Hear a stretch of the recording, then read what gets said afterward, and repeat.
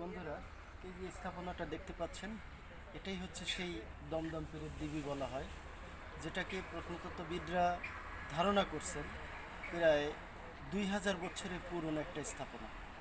দেখুন, আসলে এটা আগে একেবারে সমতল ভূমির মতো ছিল, কিন্তু আসলে প্রত্নতাত্ত্বিক অধিদপ্তরে যারা কর্মরত আছে তাদেরকে আসলে ধন্যবাদ দিতে হয়।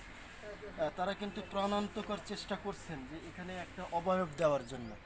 এবং আমরা এই ভিডিওতে আপনারা দেখেছেন আসলে এখানকার কিন্তু বেশ একটা সেই সময়ের যে এই বিল্ডিংটার বা এই স্থাপনাটার সৌন্দর্য কিন্তু অনেকটা এখনও বিলীন হওয়ার পরেও কিন্তু কিছুটা দৃশ্যমান আছে।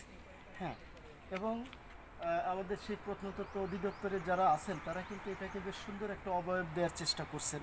হয়তো এখনও মানে উন্নয়ন কর্মকাণ্ড চলমান, হয়তো আর কিছুদিনের মধ্যে হয়তো এখানে বেশ